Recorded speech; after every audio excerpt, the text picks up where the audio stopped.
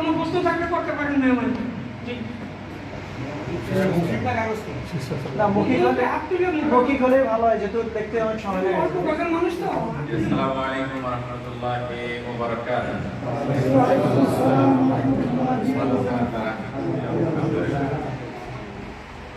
জি, যদি কারো প্রশ্ন থাকে বাইরে একটা হাত মেলা দেখে নেই আমি।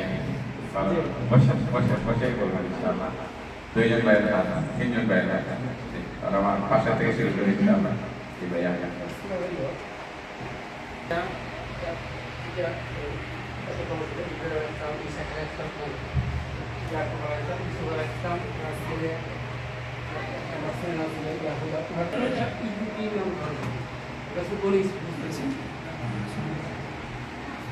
Okay, assalamualaikum warahmatullahi wabarakatuh. Alhamdulillah wassalatu wassalamu ala Rasulillah wa ala alihi wa ashabihi wa man wala. Amma ba'd. Baik, প্রশ্ন করেছেন যে বনি ইসরাইল ইহুদি জাতিরা যারা তাদেরকে ইহুদি জাতি বলে দাবি করে তাদের নামকরণ করেছে, তারা তো ছিল নবীদের বংশধর।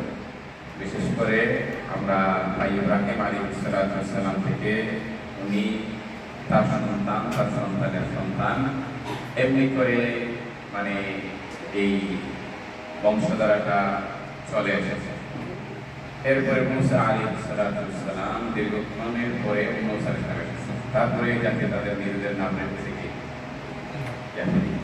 তো এই নামটা আসলে তারা কোথেকে রেখেছে, এটা আসলে ডিসপিউটেবল, মানে কি এটার অনেকগুলা ইসরায়েলি রেওয়ায়াত পাওয়া যায়।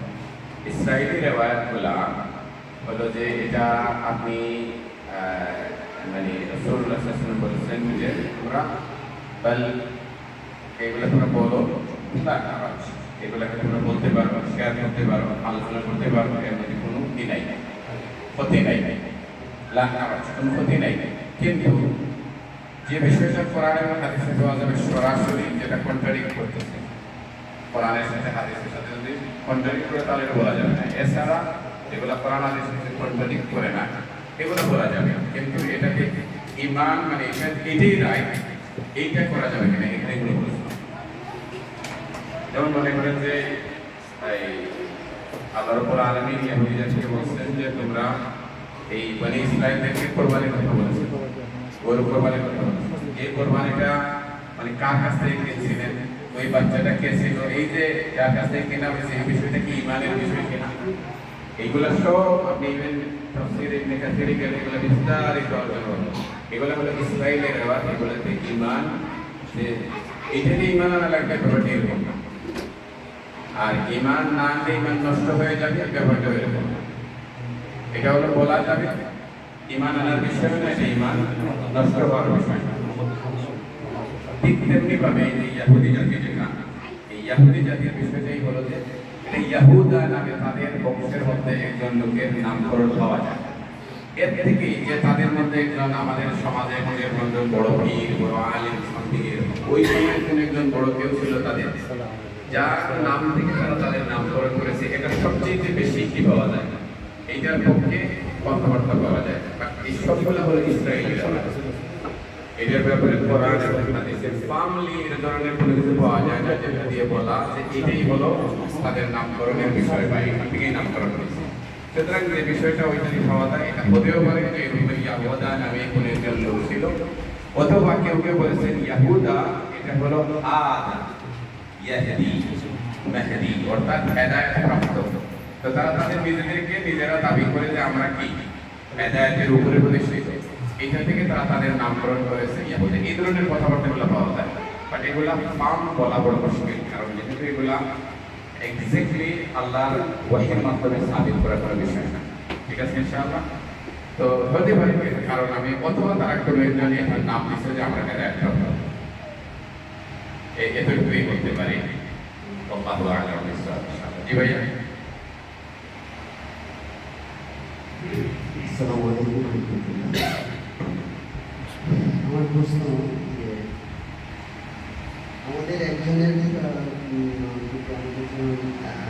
ছেলে, মা, একজনের জন্য আর কি প্রশ্নটা যেমন ফ্যামিলিতে যেমন চারজন নারী আছে, একজন পুরুষ, চারজন নারীর জন্য একজন পুরুষ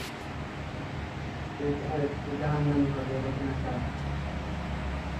মা বড় বোন। না, এই কথাটা একদম আমি বুঝতে পারতেছি, এই কথাটা ভাইরাল হয়েছে বিভিন্ন জায়গায়, না এটা একদম বানোয়াট কথা, এটা কোনো দলিল নেই। এগুলা কে বা কারা, আমি আমাকে আরেকজন এগুলা কোনো দলিল নেই, ঠিক আছে? এগুলা একেবারে বানোয়াট দিয়ে একটা কথা যে ফ্যামিলিতে ভাই কেমন ভাই বোনকে দেখবে না, এটা সেটা অনেক দূরে না, এই ধরনের কথাই তো। বোন জাহান্নামে যাবে, ভাই কি হবে ফ্যামিলিতে, এই সমস্ত কেসে কোথা থেকে এগুলো আবিষ্কার করছে? ভাই বোন সবাইকেই দেখবে, যারা হবে আল্লাহ দ্রোহী, যারা আল্লাহকে বিশ্বাস করে নাই অথবা আল্লাহকে মানে নাই, জীবনে আল্লাহরে মানেই নাই, এদের ব্যাপারে আল্লাহ বলছেন যে এরাও দেখা করবে। কিন্তু কি হবে? ইয়াউমা ইয়াফিরুল মারউ মিন আখিহি ওয়া উম্মিহি ওয়া আবিহি ওয়া সাহিবাতিহি ওয়া বানিহি। আল্লাহ বলছেন যে এরা তাদের একজন আরেকজনের সাথে দেখার সাথে কি করবে? আমার এই মেয়েটা আমাকে বিপদে ফেলবে, আমি এর থেকে মুক্তি নেই নেই যেটা তাদেরকে আমার না দেখবে। অথচ এই কাফেরদের ব্যাপারে, যারা আল্লাহকে মানে তাদের ব্যাপারে, আর যারা ঈমানদার তাদের উপরে আল্লাহ কি বলছেন? আল্লাহ রাব্বুল আলামিন কোরআনে কারীমে বিভিন্ন জায়গায় বলেছেন। এক জায়গায় আল্লাহ কোরআন বলেছেন ওয়া আলহাকনা বিহিম, আমি পরিবারের সবাইকে, বাবা মা সন্তান সবাইকে জান্নাতে সবাইকে এক জায়গায় একত্রিত করে দেবো, তারা যদি জান্নাতি হয়। কেমনে করে দেবো? যদি মনে করেন যে ফ্যামিলির একজন গেছে একেবারে জান্নাতের ফিরদাউসে, জান্নাতের সিঁড়ি কয়, মানে জান্নাতের স্ট্যাটাস কয়টা কেউ জানেন? না, জান্নাতের পজিশন কোরআনের আয়াত যেটা জান্নাতের পজিশন, কথা বোঝা গেছে? জান্নাতের পজিশন একটা স্টেজ থেকে আরেকটা স্টেজ, মানে বলে পজিশন, যার সম্মানের পজিশন, যার আমল অনুযায়ী পজিশন নির্ধারিত হবে। আর জান্নাতের পজিশন হচ্ছে কোরআনের যতটা আয়াত ততটা কোরআন, মানে জান্নাতের পজিশন। কিভাবে এটার দলিল কি? কিয়ামতের দিন আল্লাহ রাব্বুল আলামিন জান্নাতীকে জান্নাতের সামনে, দরজার সামনে দাঁড় করিয়ে আল্লাহ বলবেন ইকরা ওয়া তুরাত্তিল কামা কুনতা তুরাত্তিল ফিদ দুনিয়া ফা ইন্না মানজিলাতাকা ফি আখিরি আয়াতিন তাকরাউহা। রাসূলুল্লাহ বলেন যে তুমি জান্নাতের সিঁড়িতে দাঁড় করিয়ে দিয়ে বলবে তুমি এখন পড়ো, তুমি এখন কোরআন পড়া শুরু করো। আজকে তোমার জান্নাতে তোমার স্ট্যাটাস, তোমার পজিশন সেই জায়গায় গিয়ে হবে যেখানে তোমার কোরআন পড়া থেমে যাবে। তাহলে কোরআন মানে কিছু মানুষ যেখানে ক্যাপটাবে তার লিফটটা পড়ে যাবে।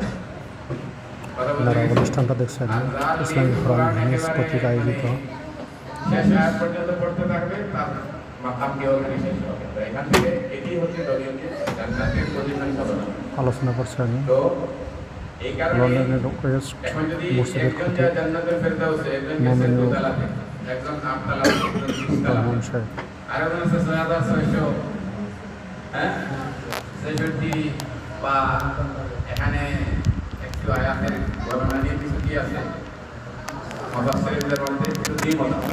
ওই দ্বিমতে যাওয়ার দরকার নাই, ৬০০০ই দরকার, ৬৬০০ই দরকার, ৬৩০০, ২৪০ টাকা ওইভাবে বলে তো whatever। তো এই যে ৬০০০ আছে, এখন একজন আছে ৬০০০ তলার উপরে, আর আরেকজন আছে আপনার মাত্র ২ তলা, আরেকজন আছে ১০০ তলা, আরেকজন আছে ৫০০ তলা। তখন আল্লাহ রাব্বুল আলামিন এর ইনসাফ কি বলে? আল্লাহ রাব্বুল আলামিন ইনসাফ বলে যে কেউ যদি উপরে থেকে নিচে কাউকে দেখো তাহলে সে ওখান থেকে এসে নিচে দেখা করবে। উপরে উনি দেশে হয়তো কেউ উপরে গিয়ে দেখার অনুমতি পাইলে দেখা করবে, দেখা করে আবার নিচে চলে আসবে, ঠিক তো তাই না? কিন্তু আল্লাহ রাব্বুল আলামিন এখানে ইহসান করবেন, তার রহমত। এখানে ওই দিন কোনো আল্লাহ জাস্টিস করবে না, জাস্টিস করলে আমরা জান্নাতে যেতে পারবো না। আল্লাহ সেদিন কি করবেন? রহম করবেন। আপনারা অনুষ্ঠানটা দেখছেন আল্লাহর ইসলামিক কোরআন রহমতটা কি হবে? নিউজ পত্রিকা আয়োজিত ২ তলায় একজন আছে, ১০০ তলায় একজন আছে, মেয়ে আছে ১২ তলায়, বাবা আছে আপনার ৬০০০ তলায়। আল্লাহ রাব্বুল আলামিন তার দয়া দিয়ে বলবেন যে সব নিচের যারা আছে সবাই করে ফেলে দাও। আলহাকনা বিহিম, আল্লাহ তাদের সবাইকে ওই জায়গায় একত্রিত করে দেবে। তাহলে এখানে কি বোঝা গেল? এখান থেকে কি দলিলটা এটা হয় যে কেউ কাউকে দেখা করবে না? এই কথাগুলো ভুয়া কথা, এগুলো কে ঠিক কই থেকে সরাইছে? আমার সেদিন আরেকজন এভাবে এই কথাটা বলছে, আমি আসলে বুঝতে পারি নাই আপনার, তখন এরপরে গিয়ে বলছি, আর এখন আপনার এই কথাটা আমাদের বুঝলাম, এটা আসলেই বাইরে লেগেছে এই কথা। আপনার আগে ওইখানে একজন ভাইয়ের হাত ছিল, আমি আসতে ওইখানে একজন ভাইয়ের হাত ছিল। আমাদের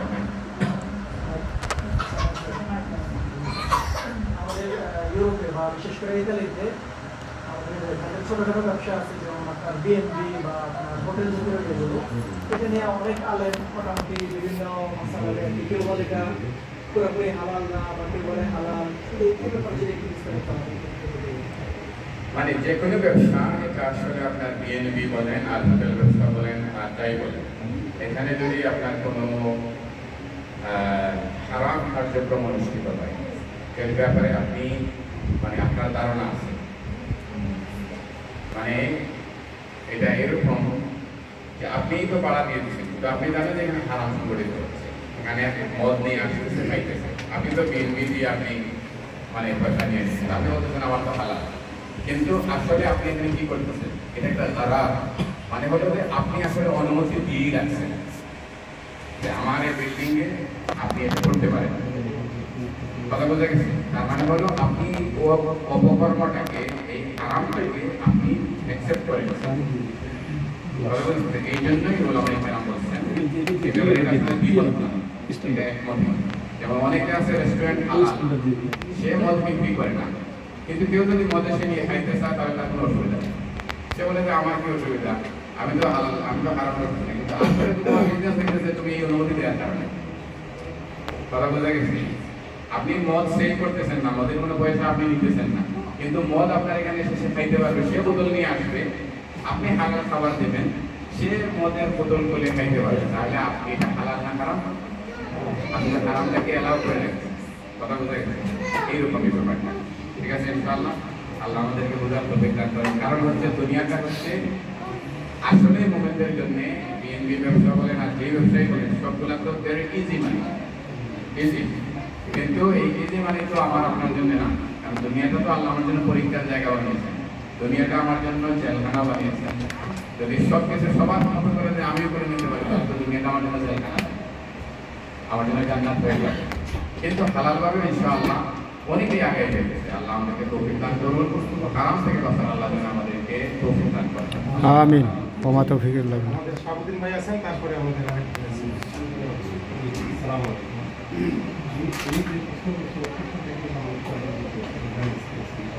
আমি শুনছি মানে একটা পুরুষের বিরুদ্ধে যে আমাদের যে 4 ধরনের মহিলা থাকি, মা, মেয়ে, স্ত্রী এবং বোন, এটা মানে ওরা যদি ওরা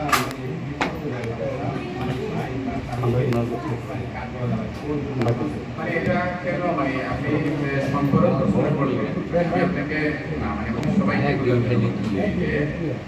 এই কথা কেন আসবে যে একজনের বিরুদ্ধে তার স্বামী, মানে তার ওয়াইফ, তার বোন, তার মা, তার মেয়ে তার বিরুদ্ধে তাদেরকে ইসলামের ছেলে কেন দেবে না? ছেলেকে যদি ইসলামের দাওয়াত না দেয়, ছেলে কেন তার বিরুদ্ধে করবে না? এই কথাটা মানে এসব কথা ভুয়া কথা। কারণ হলো আপনাকে বলি, কোনো রেফারেন্স নাই, আপনি কোরআনে কারীমের দিকে দেখেন না, আল্লাহ কোরআনে কি বলছেন? আল্লাহ কোরআনে বলতেছেন وقال الذين كفروا ربنا أرنا الذين أضلانا من الجن والإنس نجعلهما تحت أقدامنا ليكونا لنا سببا। আল্লাহ কি বলছেন? জিন এবং মানুষের মধ্যে থেকে যাদের উপরে দায়িত্ব আছে, এই দায়িত্বশীল মানুষগুলা যখন তারা তাদের দায়িত্ব পালন করবে না, মানে জিন জাতি তার সন্তানদের উপরে যারা দায়িত্ব পালন করবে, মানব জাতির মধ্য থেকে তারা তাদের উপরে যাদের উপরে দায়িত্বশীল আছে তাদের দায়িত্ব তারা পালন করবে না। যারা তাদের অধীনে ছিল, এই অধীনে কি শুধু ভাই, শুধু মেয়ে, বোন, ভাই আর মা ছিল? ছেলে, মেয়ে, ভাই, শুধু ভাই, আমার যত লোক আছে সবাই আমার অধীনে ছিল। এই সবগুলোর ব্যাপারে আল্লাহ এক জায়গায় করে বলছেন, কি বলছেন? এরা আল্লাহর কাছে বলবে রব্বানা আরিনাল্লাযীনা আযাল্লানা মিনাল জিন্নি ওয়াল ইনস। আয় আল্লাহ, আমাদের যারা অভিভাবক ছিল, যারা আমাদেরকে দুনিয়ায় যারা আমাদেরকে শাসন করত, আমাদেরকে দমন দিত, আমাদের উপরে যাদের কর্তৃত্ব ছিল, আমরা আজকে তো জাহান্নামে চলে যাচ্ছি। জাহান্নামে যাওয়ার আগে আপনার কাছে আমাদের যেটা থাকি সেটা হলো কি? আয় আল্লাহ, আপনি আমাদের ওই লোকগুলোকে এই জায়গাতে তাফসীরে আরিনা আযাল্লানা মিনাল জিন্নি, এই আয়াতের তাফসীরে বলা হয়েছে কারা? প্রথম ক্যাটাগরি হচ্ছে ওয়ালিদাইন, মা বাবা। প্রথম কথাই আসছে মা বাবা, তারপরে ক্যাটাগরি পেরিয়ে এটা রাষ্ট্রীয় প্রধান, সমাজ প্রধান, অনেকের দায়িত্ব আছে, কিন্তু প্রথমেই যাদের দায়িত্ব সেটা হলো কে? মা বাবা। এই মা বাবা হিসাবে যদি তার সন্তানকে, এটা ছেলে হোক মেয়ে হোক, তার ওয়াইফ হোক, হুয়েভার, তাদেরকে সে তার দায়িত্ব পালন করে নেয়, এই মানুষগুলো আল্লাহর কাছে কি করবে? বলবে, আয় আল্লাহ, আমি তো আজকে জাহান্নামে চলে যাচ্ছি। জাহান্নামে যাওয়ার আগে আপনার কাছে আমাদের এপিল হলো যে ওই যে লোকগুলো আমাদের দায়িত্বশীল ছিল, আমাদের অভিভাবক ছিল, এদেরকে আজকে দেখতে চাই। কোথায় দেখতে চাই? জাহান্নামের পারে দেখতে চাই। আমরা জাহান্নামে যাব। জাহান্নামে যাওয়ার আগে আমাদের কথা হলো, আপনার কাছে আমাদের এপিল হলো যে আবাল্লানা মিনাল জিন্নি ওয়াল ইনসি নাজআলুহুমা তাহতা আকদামিনা, এদেরকে আজকে আমাদের পায়ের নিচে রাখতে চাই। পায়ের নিচে রেখে পা দিয়ে, আমাদের পা দিয়ে লাথি মেরে এদেরকে জাহান্নামে ফেলে, তারপরে আমরা জাহান্নামে যেতে চাই। অন্য জায়গায় আল্লাহ সূরা আহজাবে বলতেছেন, ইন্না আতা'না সাদাতানা ওয়া কুবারানা ফাআদাল্লুনা আস-সাবিলা। আয় আল্লাহ, যাদেরকে আমরা অনুসরণ করতাম, আমাদের মা বাবা, আমাদের অভিভাবক, আমাদের নেতা, সাদাতানা কুবারানা, আপনারা আকাবির শব্দ শুনেন না বারবার? আমাদের আকাবিরদের, আসলাফদের আমরা অনুসরণ করেছি, কোরআনে এই কথা বলা হয়েছে। এই আকাবির, ইন্না আতা'না সাদাতানা ওয়া কুবারানা, এই আকাবির, আমরা আমাদের আকাবিরদের আমরা অনুসরণ করতাম, আমরা আমাদের মা বাবার অনুসরণ করতাম, আমাদের নেতাদের অনুসরণ করতাম। আয় আল্লাহ, এদেরকে আজকে ডেকে আনেন। আজকে এদের কারণেই তো আমরা আজকে জাহান্নামে যাচ্ছি। আল্লাহ, আপনার কাছে আজকে আমাদের দোয়া হলো যে আপনি এদেরকে রব্বানা আতিহিম দি'ফাইনি মিনাল আযাব, আপনি এদেরকে আজকে ডাবল শাস্তি দেবেন আল্লাহ। ওয়ালআনহুম লা'নান কাবীরা, আর শুধু শাস্তি দেবেন না, আপনার লানত দিয়ে এদেরকে আজকে লাঞ্ছিত, বঞ্চিত, অপমানিত করে দেবেন। তাহলে এটা থেকে কোরআন সরাসরি বলতেছে যে যারাই, যে বা যারাই, ছেলে হোক মেয়ে হোক, যেই হোক, এরা কিয়ামতের দিন আমাদের পক্ষে হবে, না হয় কি হবে? বিপক্ষে যাবে। সুতরাং এটি হচ্ছে কোরআনের বলে। বাকি সব কথাগুলা কই থেকে যে এগুলো মানুষ ভাইরাল করে, মানে নিজেরা বিভ্রান্ত হচ্ছে, মানুষকে বিভ্রান্ত করছে। আর এখানে একটা মানে শুধু মেয়েদের কথাটা নিয়ে এসে এখানে পঞ্চক্রান্ত করতেছে, আল্লাহ ভালো জানেন। আল্লাহ আমাদেরকে হেফাজত করুন। আমাদের আসসালামু আলাইকুম ভাই, আমার একটা প্রশ্ন হচ্ছে যে আমি এখানে ব্যবসা করি, এই ব্যবসায়ীদের অনেক ইটালিয়ানরা বা বিদেশিরা আমার কাছ থেকে খরচ কিনতে চায়, খরচ খ্রিস্টানদের খরচ। আর জীবজন্তুর আকৃতি কোনো জিনিসটা আমি বিক্রি করতে পারবো, আর খরচ এগুলাকে আমি কোনো আমার ব্যবসা প্রতিষ্ঠানে বিক্রি করতে পারবো, এই আমার প্রশ্ন। জীবজন্তুর আকৃতি এগুলার ব্যাপারে কিছু ডিসপিউট আছে। ডিসপিউট মানে হলো আপনার মতপার্থক্য আছে, ইখতিলাফ, এগুলো মাসালাটা ইখতিলাফ। তবে শক্ত কথা হচ্ছে বা মেজরিটির কথা হচ্ছে যে এগুলা না করাটাই উত্তম। কারণ যারাই জীবজন্তু আঁকবে, বানাবে, এদের ক্ষেত্রে আমাদের এদেরকে দান দেওয়ার জন্য আল্লাহ তাকে বলে থাকে, এদের ভিতরে দান দেওয়া। তাহলে এটা থেকে দূরে থাকতেই হলো আপনার কি সবচেয়ে আপনার সেফ, আঁকার একটা সেফ হবে এটা। আর ক্রসের ব্যাপারে এটা এটা আপনি বিক্রি করতে পারবেন, কোনোভাবে করতে পারবেন। ক্রস যদি বিক্রি করতে পারেন তাহলে মূর্তিও বিক্রি করতে পারবেন। কথা বোঝা গেছে? সেম জিনিস, এর মধ্যে কোনো পার্থক্য নাই। ক্রসটা হচ্ছে শিরকের সিম্বল, মূর্তিটাও কি? সুতরাং আপনি শিরকে আপনি শিরক করতেছেন না, কিন্তু আপনি শিরকটা করার জন্য নিজে শিরক বিক্রি করে আপনি ফায়দা নিচ্ছেন। কথা বোঝা গেছে? তাহলে এটা এর থেকে বড় হারাম আর কি হবে? এটা মদ থেকেও বড় হারাম। আল্লাহ আমাদেরকে বোঝার কাছে কাজ করবে। আচ্ছা, আমি আরেকটা কথা বলি, ওই যে আপনার প্রশ্নের সাথে কোরআনের আরেকটা আয়াত মাথায় আসছে, আপনারা এগুলো যেহেতু এটা ভাইরাল কথা, এই জন্য এটা বলতেছি। আল্লাহ কোরআন কারিমে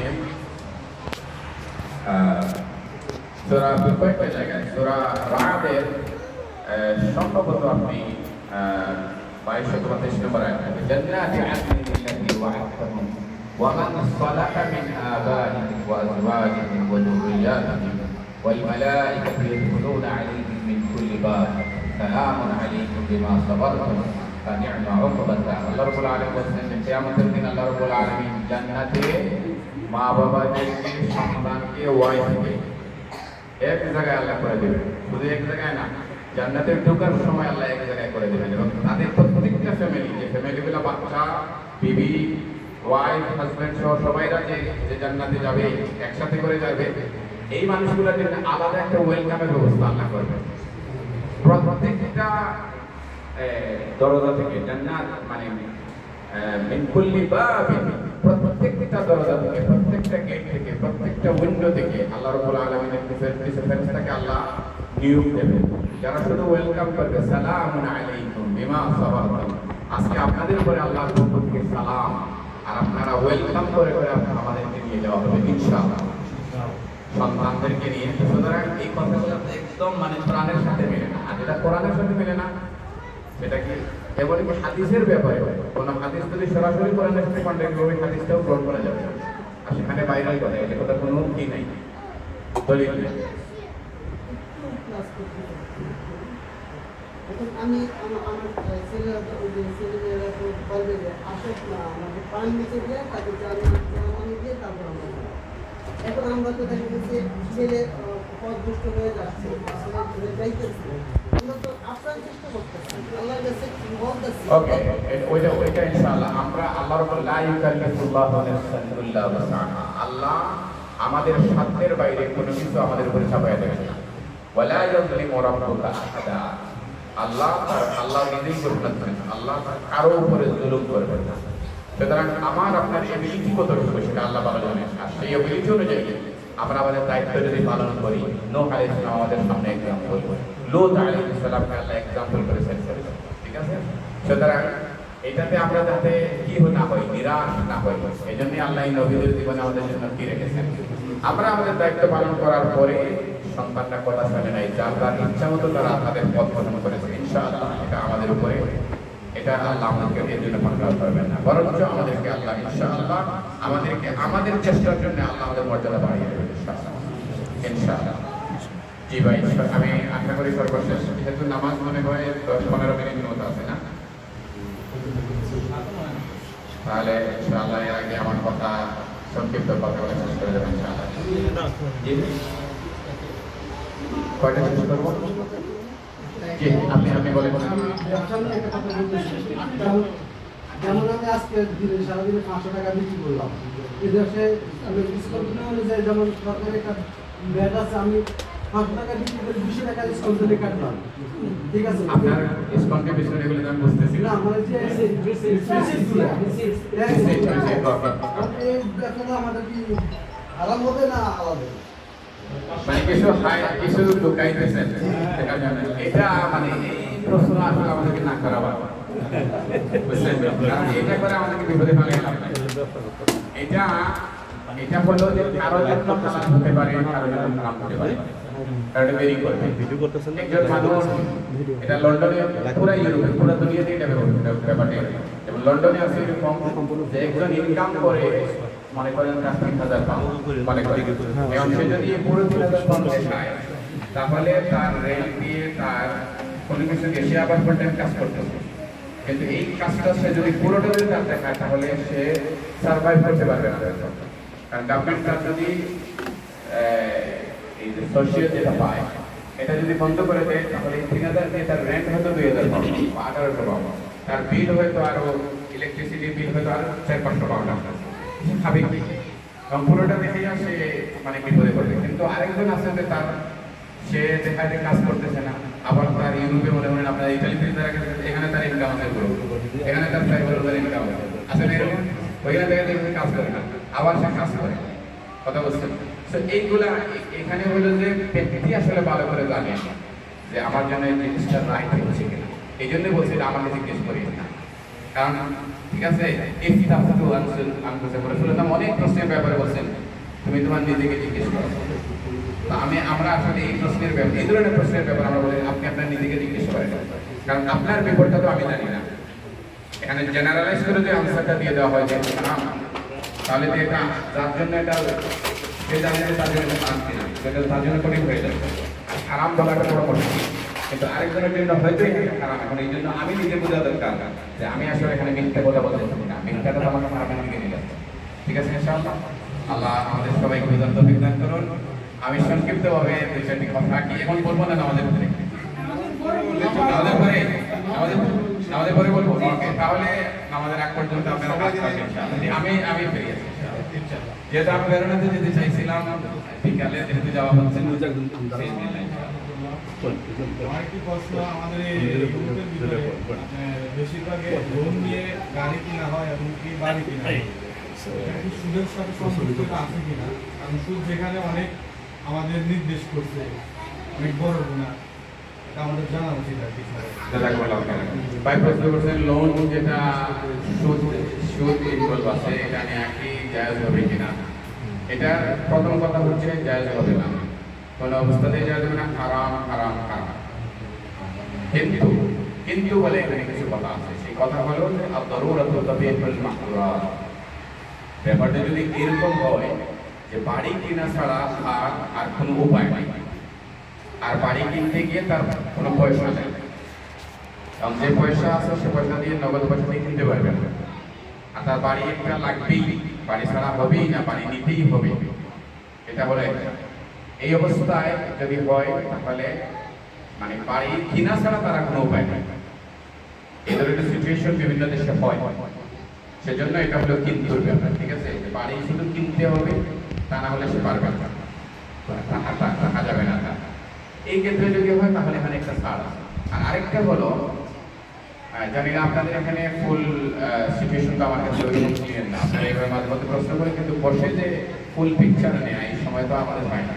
কিন্তু আমাদের ইউকেতে সিচুয়েশনটা হলো এরকম, কারণ ইউকের ইমিগ্রেশন চাপটা তো দুনিয়ার অন্যান্য দেশ থেকে একটু বেশি বেশি, মানে ভলিউমটা এত বেশি যেমন মনে করে ইউরোপ থেকে যখন ফ্যামিলিগুলো গেছে একসাথে গেছে, তখন এই যে একসাথে ফ্যামিলি ক্রাইসিসটা এটা মানে হাউজিং এর উপরে কি পরিমাণ চাপ হয়েছে এটা বুঝতে পারবেন।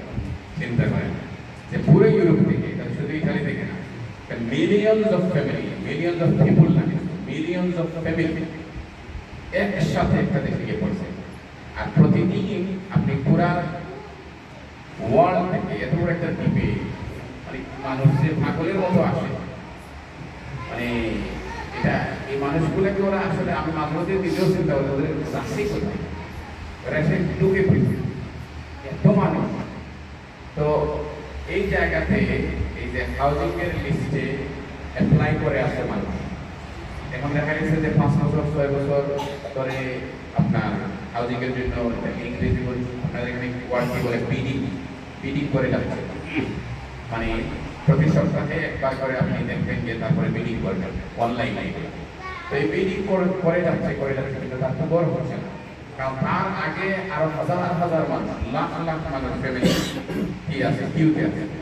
সেই লাখ লাখ এর মধ্যে আবার নতুন করে আবার প্রায়োরিটিতে সামনে কিউতে চলে আসতেছে যারা প্রায়োরিটিতে আছে, অসুস্থ, বয়স্ক, বিভিন্ন ধরনের ডিসেবিলিটি, এগুলো আবার সামনে চলে আসে। তো এই জন্য কিউ দেখা যাচ্ছে আরো লম্বা হয়ে যাচ্ছে। এই অবস্থায় মনে করি যে একজন ভাই বিডিং শুরু করেছে আজ থেকে 10 বছর আগে, তখন তার মেয়ে 2টা ছিল, বয়স ছিল 8, 9, 10, 12, ছেলে ছিল আর 2টা বা 3টা, ঘর হইলো, রুম হইলো 2টা। এখন সে বিডিং শুরু করেছে, তখন হয়তো বাচ্চাদেরকে দিয়ে কোনোরকম এদিকে সেদিকে করে শুয়েছে। এখন মেয়ে বড় হয়ে গেছে, 2টা 16, 17, 18 হয়ে গেছে, ছেলেরা বড় হয়ে গেছে। এই অবস্থায় কোনো প্রাইভেসি নাই। এই মেয়েগুলা মানে কাপড় বদলাবে কোনো জায়গায়। এই যে একটা এই সিচুয়েশনে এখানে হলো আমাদের ফতোয়া হলো যে এখানে সুদের গুনাহটা এই অবস্থায় জরুরতটা, সুদের গুনাহটা বড় গুনাহ না মেয়ে এবং ছেলে এই যে মানে সম্মান রক্ষা করা, পর্দা রক্ষা করা বা ইজ্জত রক্ষা করা, এই অবস্থায় এটা বড়, কোনটা বড় গুনাহ হতে পারে? কথা বোঝাইতে পারছি, আমি সিনারিও দিয়েছি আপনাদের, অনেকগুলো সিনারিও আছে, একটা সিনারিও আপনাদেরকে দিলাম। এই অবস্থায় ওরা বলতেছেন যদি এই ধরনের সিচুয়েশন হয় আর কেউ যদি তার পকেটে মনে করেন যে 20,000 পাউন্ড আছে, কিন্তু সে এখন ইসলামিক ব্যাংক বা অন্য জায়গা থেকে কিছু নিতে পারবে না, কিন্তু মানে সুদযুক্ত কিভাবে সুদে সে লোন পাবে, নিয়ে বাড়ি একটা কিনতে পারবে এবং তার ইজ্জত রক্ষা করতে পারবে। এখন তাহলে তার এই মুহূর্তে সবাই বলতেছেন যে তার জন্য তার ঘরের ইজ্জত রক্ষা করা হচ্ছে তার উপরে করা লাগে। এই অবস্থায় তার জন্য এটা চাই হতে পারে শুধুমাত্র থাকার জন্য একটা করে। এই ধরনের সিচুয়েশন ছাড়া আমি মানে আপনি একটা বাড়ি কিনছেন, এই জন্য আমাকে একটা বাড়ি কিনা লাগবে, আপনার সাথে আমাকে মানে কম্পিটিশন করতে হবে, এটা কোনোভাবেই যায় যাবে না।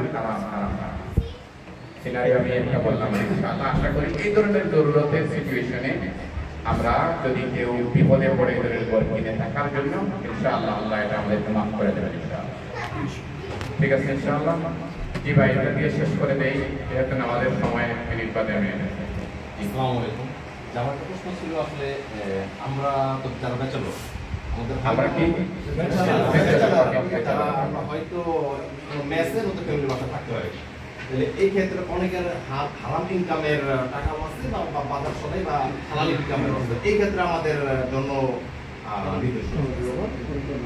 না, মেসে তো আপনি আপনার পয়সা দিয়ে থাকতেছেন, আপনি আপনার পয়সা দিয়ে খাইতেছেন।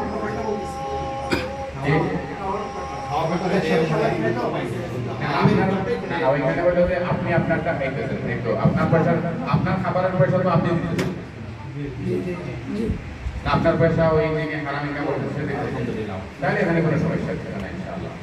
তবে এই ক্ষেত্রে বলা যেতে পারে যে এখানে আপনি আরেকটা নিয়োগ করবেন এই জায়গায় থাকার জন্য, যে আমি এদের সাথেই থাকবো, কিন্তু এদের সাথে আমার থাকার মূল কারণ হচ্ছে এদেরকে দাওয়াতি কাজ করবো। তাহলে আপনার টাকাটা শুধু হালাল হবে না, প্রতিটা সময় আল্লাহর দ্বীনের দাওয়াতি কাজে আল্লাহ আপনার জন্য সওয়াব লিখেছেন ইনশাআল্লাহ। এই মানুষ